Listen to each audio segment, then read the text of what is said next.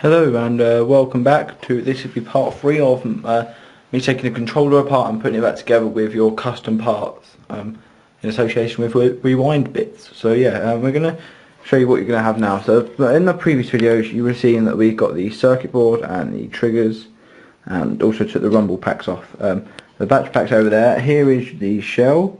As you can see, it's completely empty, and these are the parts you're going to be left with. So you're going to have the 2 springs to go with the triggers, which I'll show you in a sec how to put back on. You're then going to have your RB and LB bracket, your holding bracket for the RB and LB, which is white or whatever colour you're going to have it. You can paint them yourselves, which I'll do another video on at a later date. You've then got your my green or whatever, or you've then got your thumbsticks here and there. I've just laid it out so people know which way it goes. The D-pad, the guide button, which I've decided, if you know from my previous videos, I was going to get a new one. We'll take the orange one out, which I've decided I'm going to keep with the green one because it actually kind of suits the rest of the greens. Then there's also the black case that goes with the guide button, which I'll show you how to do in a sec. Then you've got your bow tie bottom piece. It's called a bow tie, but basically it looks like a bow tie. And then you've got your ABXY buttons and all the screws that came out of the controller in the first place. So right, we're going to get rid of some of these parts. I'm just going to put my camera there for a sec. There you can't, we're just going to get rid of some of these parts that we're not going to use just at the moment. So we're going to get rid of that. So the first thing I'm going to do is do the triggers on the circuit board, and then I'm going to move on to the thumbsticks. Oh yeah, also the tools that you will need for this is a small cross-headed screwdriver, preferably known as an electrical screwdriver, and then you also need a T8 screwdriver. I have 2 versions here, one that looks like an Allen key, which came from Rewind Bits, and thank you very much for that, and one that I bought off eBay because I prefer the handle, get a bit more grip behind it. So for this part here, you're going to need the 2 triggers that you want, your left trigger and right trigger. I don't think it matters which way they go. Oh no, they've got it written on them, right trigger, left trigger. I'd never noticed that before. You might just see that. And the 2 springs that would have flung out. So keep an eye, when you take your old triggers off, keep an eye where these springs go, because they're going to go flying because of the amount of tension that goes through them. So I'm just going to set this camera up here, get rid of these 2 shells and get this circuit board back in. I'm going to need the tiny screwdriver here to flick the springs on. You'll need the tiny screwdriver for other things, but you can probably do this with your fingers, but it's easier to do with a smaller screwdriver. So right, here are where the triggers would go. So if you're holding your controller as this, you'd have your right trigger here and your left trigger here. So we're going to start with the left trigger, which has written on it. So first of all, what you're going to do is we're going to flip this controller back up on the top first, so you can see is there are 2 clips here and here, and what they do is they merely just slide. He says one goes in this little gap here. Let's try and get this right the first time. This will be a skill if this goes right first time. He says, right, okay, have they got these around the wrong way? No? I'm just a complete retard. Aha, right, okay. So then you kind of push them into place, which I think that's in place, and then you're left with your trigger there. So the next thing you want to do is put the spring, flick this arm up. So you're going to need the screwdriver, and you're going to need to flick the trigger arm, pull it back up so that it will fit in the thing, which I'm going to try and hold it there. As you know, I'll get that back up in a sec. The first thing you're going to do is get the spring on. So you're going to push the clip, watch out, the trigger might come off at this point, is get the spring, and it goes on this tiny little crosshead pin just there, and there is another one which you might be able to see, which I'll show you, that there's a small hole, like a cylindrical hole in the trigger, which I hope I got first time. Oh no, I didn't. I think I got it, but I didn't push the trigger down quick enough and it kind of slipped out. This is a very tricky part, so I'll try and show you what I'm doing on the camera. I keep forgetting that I'm doing this on camera. And right, there you go. So as you can see, the spring is now in the hole, loaded, and we're just going to flick the trigger came off in the process. So it's going to. There we go. Now we have our, and the clips have gone back in. So the clips here, it'll be easier to see because they're green. There's a clip there. There's a clip there, which lodge themselves behind this part here and another part around here. So the next thing we're going to do is just flick this arm up. I mean, you just get the cylindrical pin there inside this. So the way you're going to do that is just going to bend Need to be very gentle with this part here. It's going to keep some of these screws over there. Using my phone to keep them over there. So you're going to want to get the pin up and the trigger down at the same time. So what you're going to do here is you're going to pull the trigger to the right slightly, to the left slightly, sorry. And because they're new, they won't bend as much as the old ones did. So there we go. And it's normally a lot harder than that. That one, it kind of, the tension kind of breaks it into it. And that is your first trigger fitted in there. Right, so we're now going to do the next trigger, which if you watched the last videos was a bit dodgy to take off, but as soon as I ended the video I got it off actually. So I'm going to do this one really quickly because you've seen, oh yeah, the little cylindrical pin is just, where's the screwdriver there? It's just in there, it's just, that is, the screwdriver is in it now, you can see.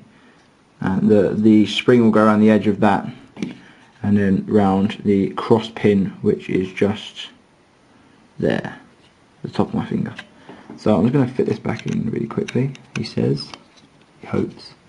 So the spring will go in there. I'm right-handed, so it's a lot easier to do the left trigger than it is the right trigger because my hands work better with that way around. Oh, and there you go. So we have our trigger fitted again. We just need to fit the arm back on, and we're going to do the same as what we did for the last one, which go up and down, and hopefully he says that it should just clip back into place. I'm going to pull this up.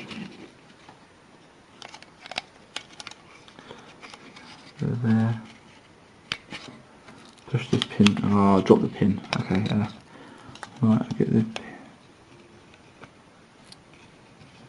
My fingers are not very nimble at doing this. Try and push this bit that way, that bit that way, and there we go.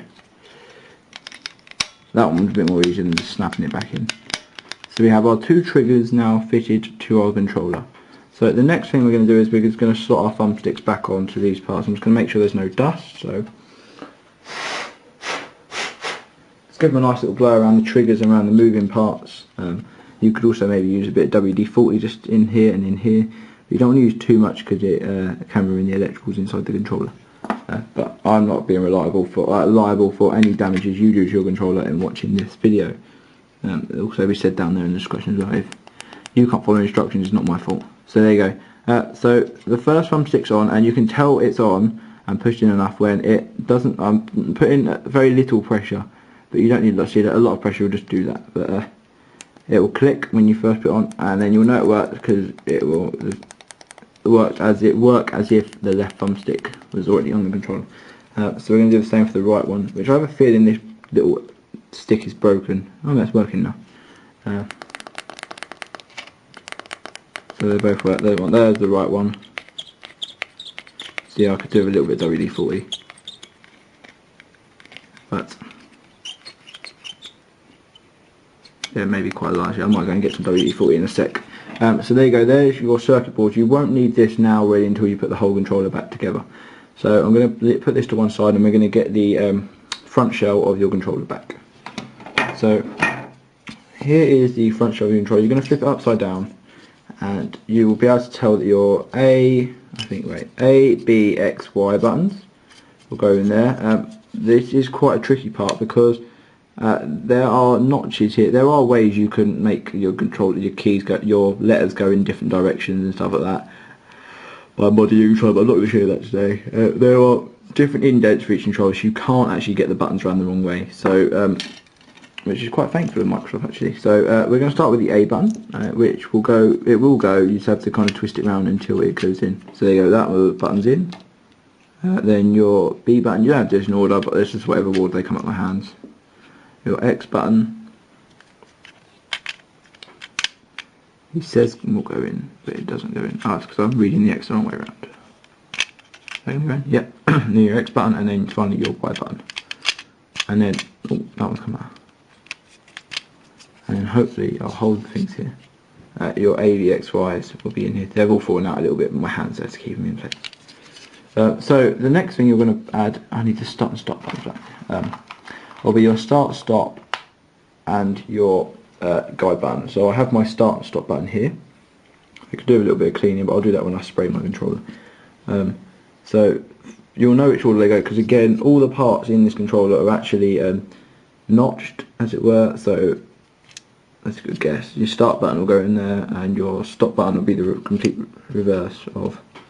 So basically, they're exactly the same button, yet the pins are the opposite way around. And then for your guide button, what you're going to need to do is you're going to get this black part here. This bit didn't come out when I previously did my controller part, and you're going to first of all want to slot your guide button here into this holder.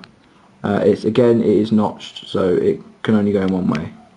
And then your guide button is there. Then we're going to flip this round, and this then cylindrical thing is also notched into place, locked into it. So we now have our, without all the buttons falling out, he says. I'm going to hold this at an angle, sorry about the lighting, but it's the only way of keeping everything in with my fingers there. Oh, it all fell out anyway. So there you go, we have your guide button in as well. So I'm just going to put all these buttons back into place, because I've just dropped them all out. Well, after you've done this, you don't have to, but I would stick the rubber cover back over the top of your button, so that it probably won't fall out when you do the next part. The next part of your controller, I'm just checking to make sure what parts we've got left. Yeah, that's right. Is to fit the D-pad. So when doing this, you're going to need to get this thing back here. You can do this either the easy way or you'll have to do this the hard way. As where's an older D-pad? Where is that? There it is. Yeah, this is the old D-pad we had, and as you can see, it had two screw holes and two clips. So I'm not going to put it back. When these were in holes, you wouldn't actually need the screws. You could just use the clips, which is a lazy man's job. But the custom parts don't actually have the clips on them. They just have the screw holes, so we will need to screw these back in. So the first thing you're going to do is stick your holder for your D-pad in the right way shown. Oh, I just chucked it on the table. Shown by the notches on your thing. So I think I've got that right. Yep. And then if we flip it upside down, which I'm not going to do on camera, actually I might as well try it. What fell out? Something fell out. Nothing fell out. You're going to have these two holes here, and these two holes correspond with these two holes. And there we go, we have our D-pad fitted in. Now all we're going to need to do is just screw it back in. So I'm just going to do that quickly now, if I can find the screws, because they've rolled everywhere. Really, when you do this, you're going to want to keep a finger on the D-pad, otherwise it will fall out. You can need to keep a finger firmly there while I find the two screws. So put the first screw in there. I'll just drop it into place because my screwdriver isn't magnetic. And then I'll try and do this top right. It doesn't matter which order you do the screws in for this part. It doesn't really matter which way you do the screws in for any of the parts. But I feel I have slight OCD, so I'm playing a lot of Halo. OCD when it comes to things like this. This screw's been a pain in the ass, a complete and utter pain in the ass. So it's now knocked. Right, okay. So if you put a finger and a thumb across the whole thing, it should, he says. The rest of it's falling apart like it did earlier. The screw will eventually go in. That is again what she said. This is just an innuendo put together. So I'm going to come back now. We're going to end this part here, and the fourth and final part, he says, will be up in. Will be just following this video. So back in a sec, guys.